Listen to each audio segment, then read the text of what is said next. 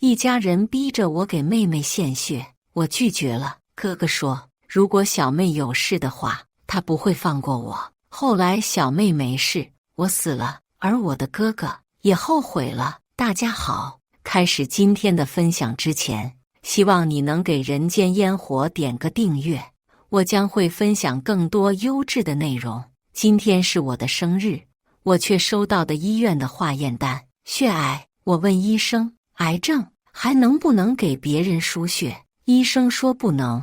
我笑了，当了12年的血库，我终于自由了。辛苦做了3个月的室内设计方案，被悠悠看上了，他要用它去参加室内设计大赛。他去年偷了我方案去参赛，拿了冠军，认识了富2代男友，尝到了甜头。今年也懒得偷了，明目张胆问我要。姐姐，你的方案让给我吧，我得了冠军，请你吃饭哦。打了好几次电话，声音酷甜。每次听完他说话，我得戒半个月的糖。可妈妈和哥哥季潇都喜欢他的声音，见我不理他，他让妈妈给我打电话，你那套方案给悠悠吧。他这几天为了这件事休息不好，都瘦了好大一圈。可这是我花了3个月时间才做出来的，那又怎么了？一套方案而已，又不是要你命。我不想和妈妈吵，没再说什么，挂了电话。悠悠不死心，又将季潇搬出来了。他知道没有季潇搞不定的事情。季潇的方法简单粗暴，在电话里直接说：“你开个价吧，多少钱？5000万，你愿意付吗？”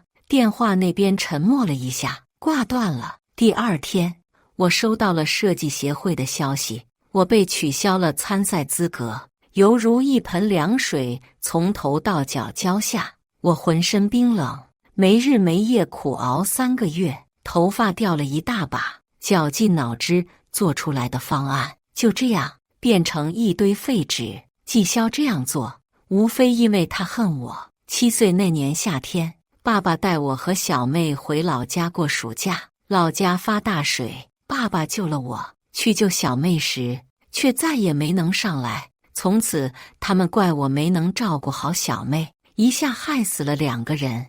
为什么你活着，爸爸和小妹却死了？为什么死的不是你？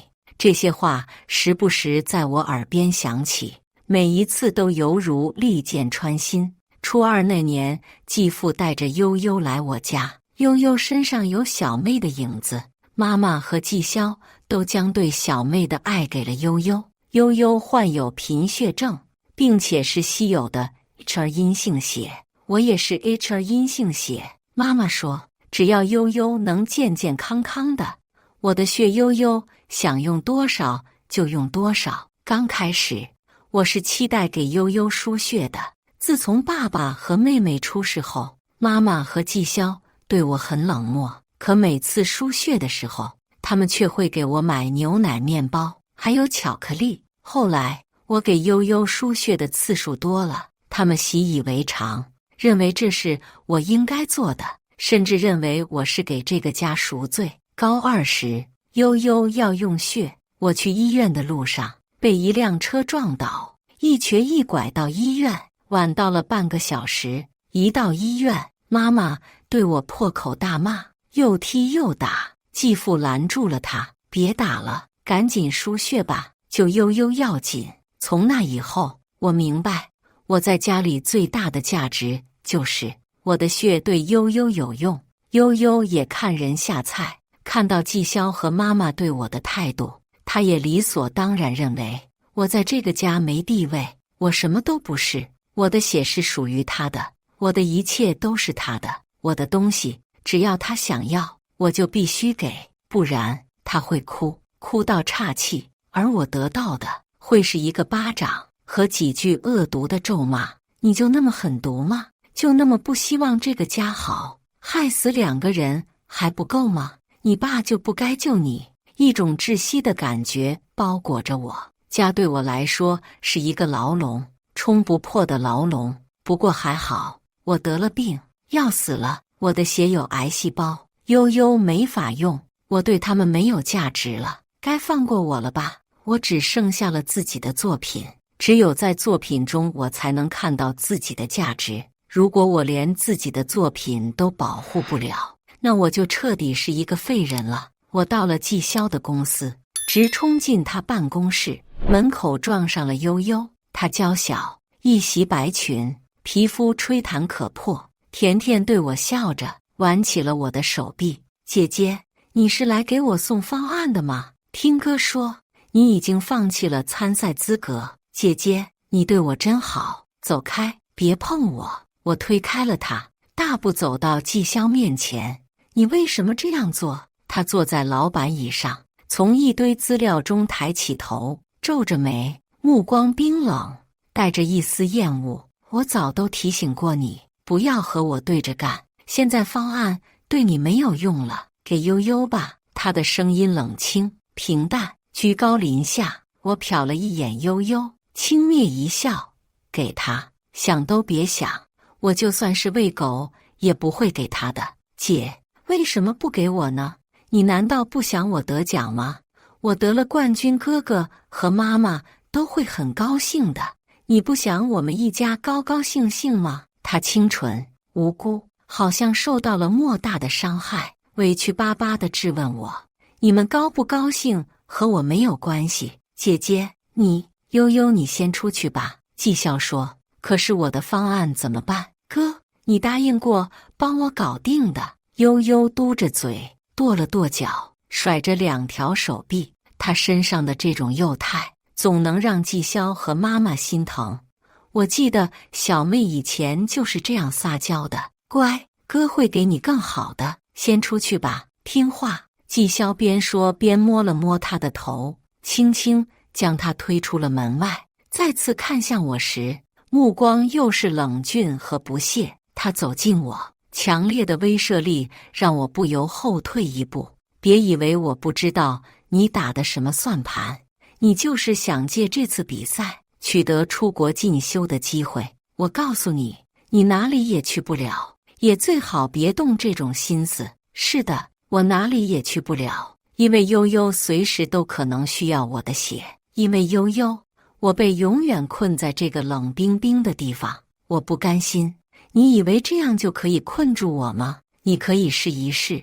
他声音很轻，却带着一种让人心悸的威慑力。我试过了，不行，我无法离开这里。高考那年，我填报的志愿是上海的一所大学的室内设计专业。季潇改了我的志愿，填上了本地的一所普通大学。因为悠悠成绩差，连专科都没有考上，只能去他公司实习，所以我也必须陪着悠悠留在这座城市。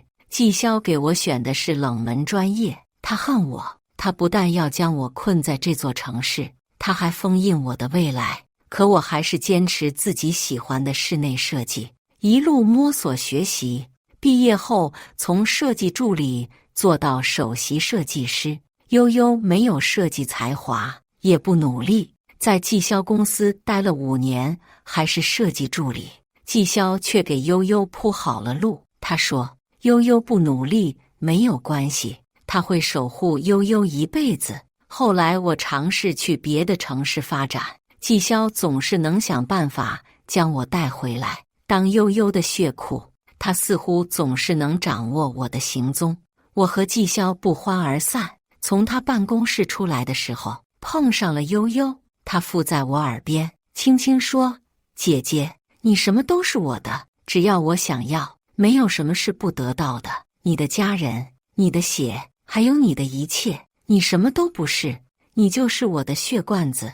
我低着头没有看他，默默数了3下，却依然没忍住，抓着他的头发，拖着他大步流星走向另一间办公室。他大喊大叫，我不管不顾，将他拖到一间空的办公室，反锁了门。你要干什么？他害怕了。我没有说话，卷起袖子，上来就是一巴掌。你打我，季潇会杀了你的。又是一巴掌。他吹弹可破的皮肤上10个嫣红的指印。他哭着。玻璃门外聚集了一大群人，季潇也不停地拍打着门。我想停下，可是长久的压抑让我失控了。等季萧冲进来的时候，悠悠的脸被我打得红彤彤的，蜷缩在地上，瑟瑟发抖。一看到季萧，便搂着他的脖子大哭起来。哥，他打得我好疼，帮我打回来。但季萧没有打我，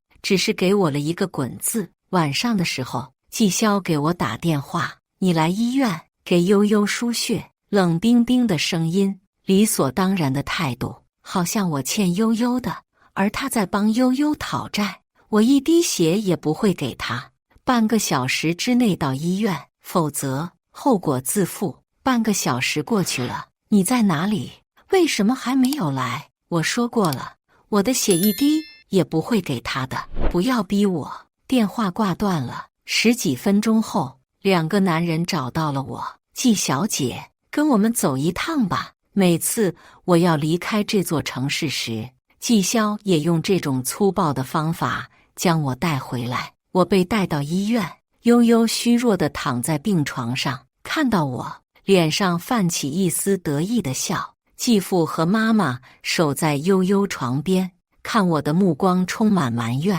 季萧没有看我，冷着脸说：输血吧，没有我的同意，你们强行用我的血是违法的。季萧带着疑问看了看旁边的医生，确实是这样。医生点了点头。哥，我好难受。悠悠呻吟着说：违法算我的，你们先救人。季萧说：我被2个人按住，想要挣脱，被打了一针镇定剂，很快浑身无力。我躺在悠悠旁边，侧头看他，他得意地笑着，我也笑了。我的血你真敢用吗？你要敢用，我就敢给。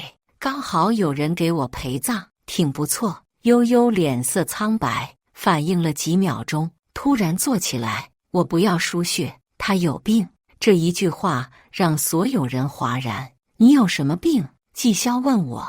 我笑着不说话。季萧让医生对我重新进行了体检，我没有得癌症，我很健康。之前的化验报告出错了，我一下子成了众矢之的。继父在亲友圈到处说我人品不行，为了不给悠悠输血，编造自己有病的谎言。还有人在我微博上评论，说我这种人该早点死。我查了查 ID， 是悠悠的小号，一场乌龙，让我看清了他们。我没有病，但是我的血悠悠一滴也别想要了。我恶人做到底，众叛亲离，拉黑了季萧的微信，拉黑了妈妈的，也拉黑了悠悠的。既然我在亲友圈里名声臭了，索性不和所有人联系了。首先慌的是继父，悠悠的亲爸爸，他给我打了好几个电话。我们不怪你，年轻人总有犯错的时候嘛。既然都是一家人，还是不要弄得太僵了。我一句废话都没有和他多说。除夕那天晚上，到处都是年味，到处都是欢声笑语。我独自走在街道上，可我不想一个人。这么多年了，我一直都是一个人。我想感受温暖，如果没有家人的温暖，那就感受陌生人的温暖。我去商场，去游乐场，去每一个人多的地方，我看陌生人，看他们脸上的温暖的笑容，尽管这笑容不是给我的。我看万家灯火，想象每一个灯火下其乐融融的一家人。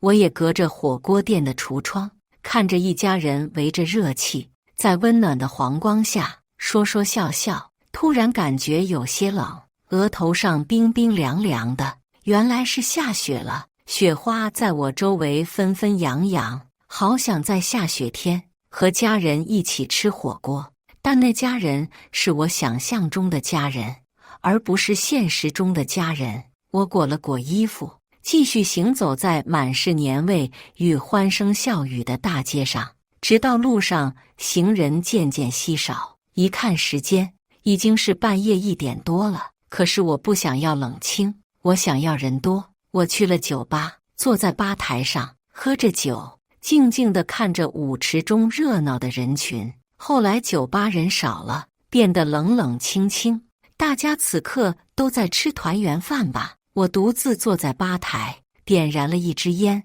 抽了起来，烟被人掐掉了。是季霄，回家吧，今天是除夕，一家人总得聚一聚。他没有看我，语气一如既往的冷漠。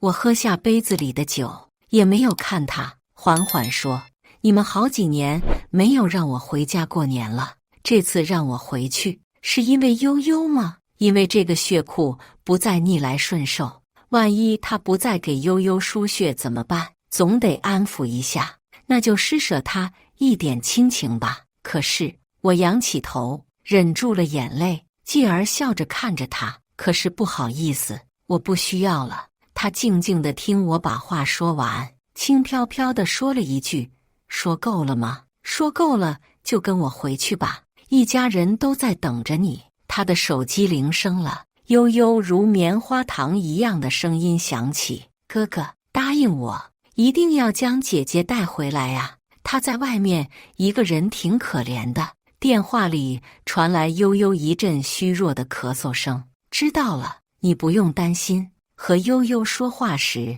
他的声音里有了温度，可看我时，眸子里却一片冰冷。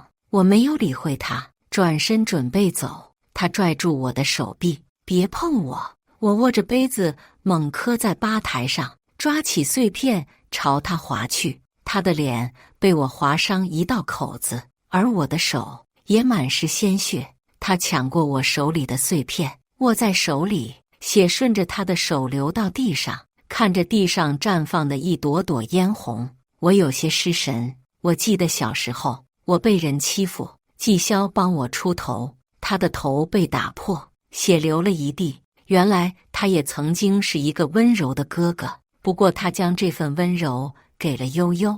季霄用那带血的手扯着我的手，将我带出了酒吧。我没有反抗，也没有力气反抗了。快到家的时候，我远远看到悠悠站在楼下，穿着拖鞋、薄毛衣，冻得直跺脚。季霄看到后，车停得有些急，我的头狠狠碰到座椅上，我还没反应过来，季霄就下了车，甩上车门，脱下自己的外套给悠悠披上。悠悠的脸冻得白里透红，仰着脸冲着季霄娇憨地笑着。只有被宠爱的人才能有这样的笑容。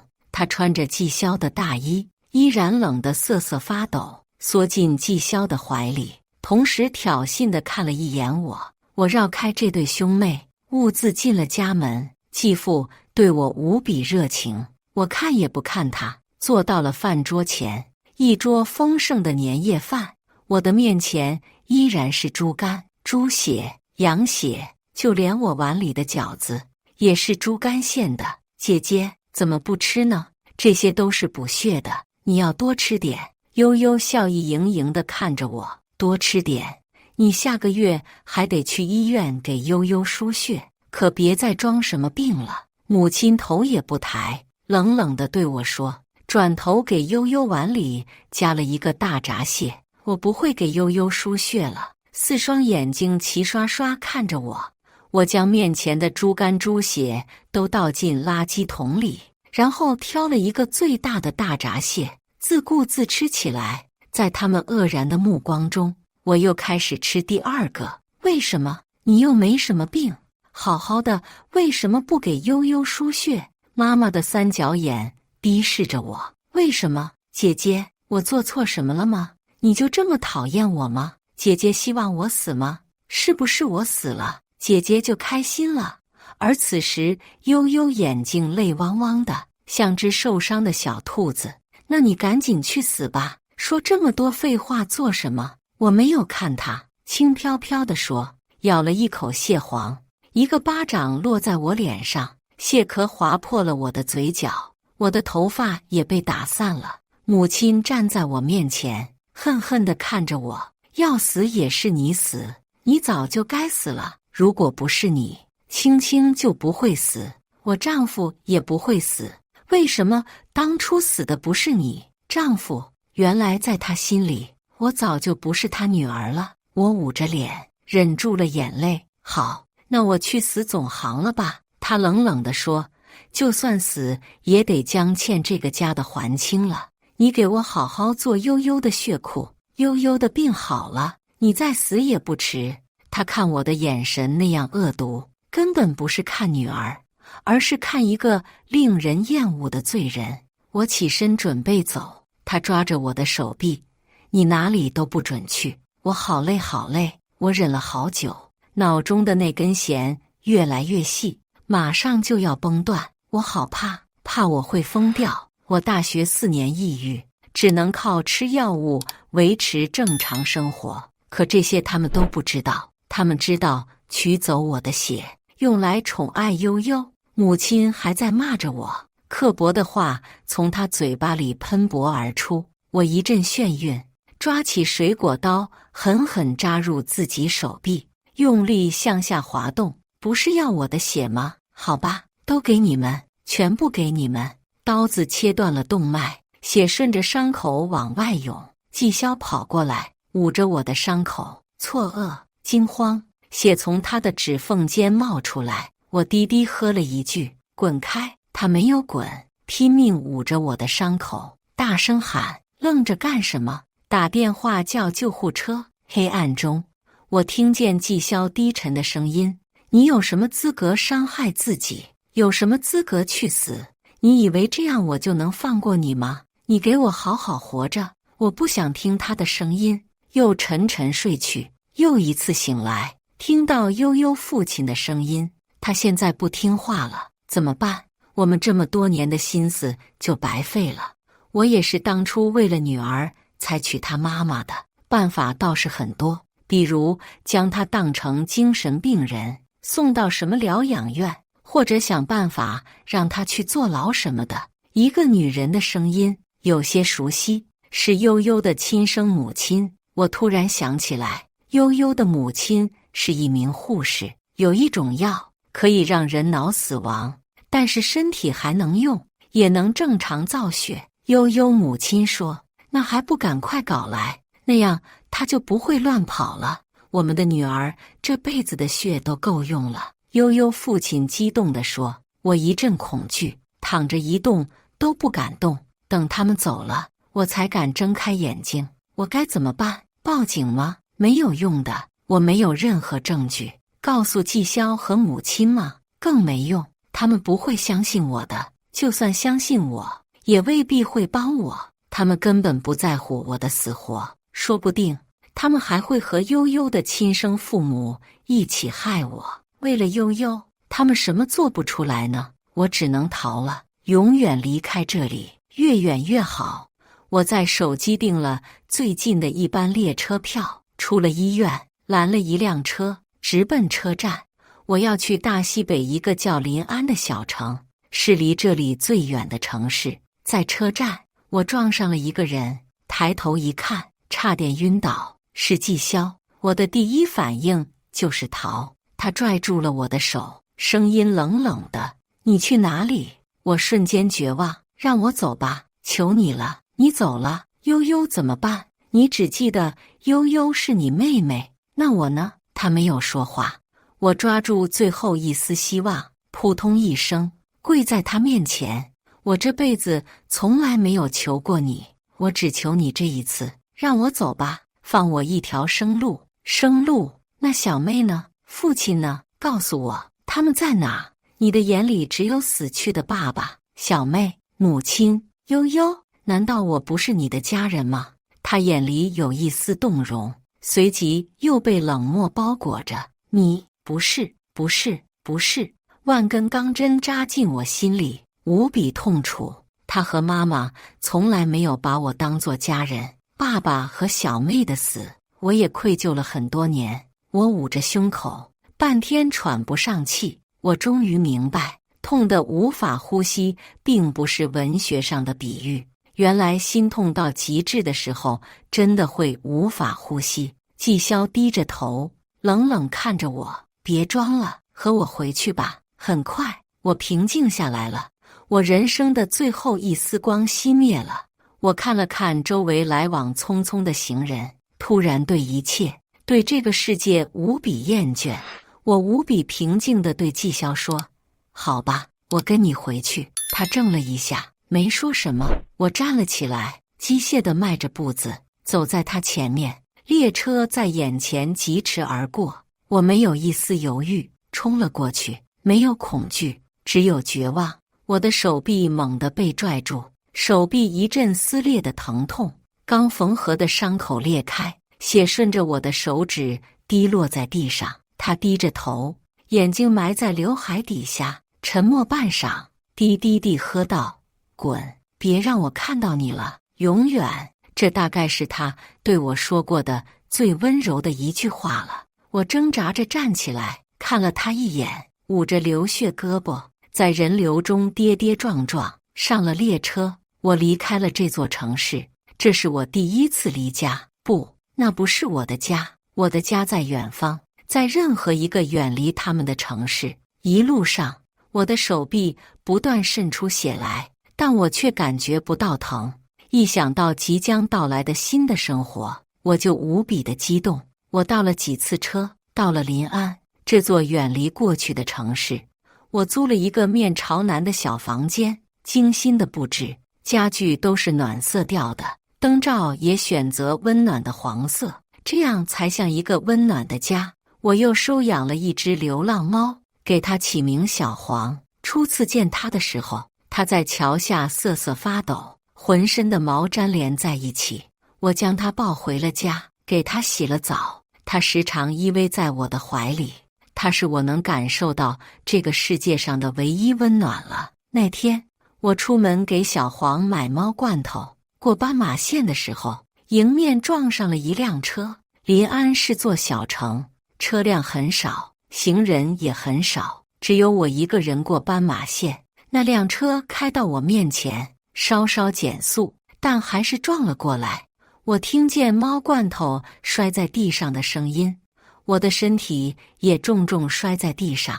我摇摇晃晃站起来，摸了摸头，一手的血，捡起猫罐头，准备回家。小黄还在等我带吃的回去，走了几步，眼前一黑，一头栽倒在地上。一片黑暗中，一个女人的声音响起，没有什么大碍，只是有些脑震荡。是悠悠的亲生母亲。当然了，我花了大价钱雇的司机是有分寸的。悠悠继父的声音，没想到我还是落到了他们手上。尖锐的东西扎入我的手臂，这个注射了不会死掉吧？悠悠父亲担忧的声音，只是脑死亡，身体还能用，那就好。我真的要变成悠悠的血库了。我无比恐惧，但又马上平静，随后堕入了无边的黑暗。小黄，对不起，妈妈回不来了，你该怎么办呢？季萧番外，既然离开5年了，这5年来没有任何关于他的消息。我去过好几次临安，都没有遇见他。后来我忍不住打了他的电话，用陌生的号码打给他的。我不想他知道我在找他，可是他的电话打不通。后来悠悠和继父也走了，继父突然选择和母亲离婚，家里空了很多，母亲也一下子老了很多。这时候妈妈突然让我去找季然，她不知道，其实我已经找了季然很久了。以前我总是担心季然离开，担心悠悠需要他的时候找不到他，我让人在他手机里上安装定位软件，他走到哪里我都知道。我也总能让人在网上追踪到他的信息，只要花钱，没有办不到的事情。可是这次他确实消失了，无论现实中还是网络上，没有他的一点痕迹。悠悠虽然和父亲离开了家，却经常来找我。他很健康，既然的离开对他没有任何影响。他说爸爸给他找到了另一个稳定的血缘。我有些奇怪，非亲非故，什么血缘比既然还稳定？悠悠支支吾吾说一个心善的人，但是不方便透露身份。我没有多问，只要他健康就好了。那天我做了个奇怪的梦，我梦见了季然，他被困在一个黑屋子里，不停地哭，不停地拍门。他说：“哥，救救我！”他是那样的害怕、无助。醒来后，我的枕头湿了，我不愿意承认我想她，可我确实想她了。我的妹妹5年没有一点她的消息，不知道她过得到底怎样。在她7岁那年，我就开始恨她了，母亲也恨她。无法想象这些年没有人守护她是怎么过来的。我终于还是报了案，因为我无法相信一个人就这么凭空消失了。听到我要报案，悠悠有些紧张。姐姐肯定生活得很好，还是不要打扰姐姐了。你怎么知道她很好？我问她，她脸红了，支支吾吾了半天，什么都没说出来。那天晚上，我收到了一个陌生号码的短信，我恨你们，不要找我，不要打扰我。我马上回复，你在哪里？不用你管。我很快知道这不是既然，语气是既然的语气，但是既然的短信简短，没有标点符号。我心里猛地一震，是悠悠。悠悠的短信习惯用感叹号。第二天，我盘问悠悠，她哭着说，5年前既然出了车祸，一直昏迷不醒，她的父母一直在照顾既然，并且在既然身上花了不少钱。为什么不告诉我？你不是恨他吗？我怕你不同意我照顾既然，所以才将他藏起来。难道我会将他扔在大街上不管吗？我打断他，他愣了愣。哥，你从来没有对我发火，你竟然因为既然凶我。别废话，带我去见他。不知道为什么，我突然对悠悠无比厌烦了。这种厌烦是从既然走的那天开始的，逐渐累加。悠悠要给人打电话，我知道这件事肯定有蹊跷，就夺过了他的手机。别耍花招了，不然我谁都不认。他怕了，乖乖带我见了既然。开门的是悠悠的母亲，她看到我很慌乱，准备关门。我用胳膊堵住门，房间里有药水的味道。我走进屋子，看到一个躺着的女孩，带着呼吸机。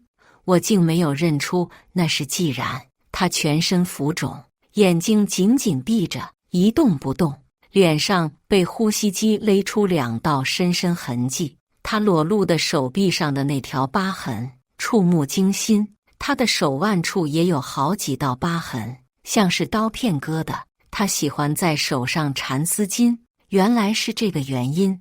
我喉头一阵梗塞，哑着声音问，她怎么了？只是昏迷。悠悠的母亲小声说，多久了？没有人回答我。我准备打急救电话，悠悠母亲拦住了我，不能打电话，也不能带走她，滚开！我压着怒火，她究竟怎么躺在这里的？我会查清的，然后一笔一笔和你们清算。我拨通了急救电话，既然很快被转到了医院里。医生说既然已经脑死亡，一定意义上说他已经死了，死了5年了。他的手臂上是大大小小的针孔，医生说他因为注射了过多促进造血的激素，所以身体浮肿。我胸口一阵绞痛，胃里翻江倒海，吐了出来。5年，他究竟是怎么过的？我问医生，他还有醒来的可能性吗？医生摇摇头，不可能了，建议还是让他走吧。这具身体已经是没有灵魂的躯壳了，走了也是对他的尊重。可是我无法接受他就这么走了。我多希望他能醒来，我多想听他叫一声哥。上次听他叫哥还是很多年前，他被同学欺负了，小手抹着眼泪跑到我面前，让我看他被捏红的胳膊。哥，帮我。看着他哭得通红的小脸，我有些不忍，但想到小妹和爸爸的死，我的心冷了起来。我冷漠地看了他一眼，和小妹的死比起来，你点伤算什么呢？他愣了几秒钟，哭着跑开了。从那一天起，他被欺负了，再也没有找过我，也再也没有叫过我哥。我一直对小妹和父亲的死耿耿于怀。我忘记了，既然也是我的家人，需要我的保护。我有2个妹妹呀，却一个都没能守护住。我对她说的最后一句话，竟然是：你滚吧。以后再也别让我见到你了，永远。病床上的他那样安静，曾经的他又是那样倔强。我想弥补，想尽一下当哥哥的责任，可是晚了。唯一能做的就是让他彻底解脱。我准备拔掉氧气。哥，是悠悠，你不能这么做。他死了我怎么办？你自己想办法吧。我淡然说，不行，他不能死。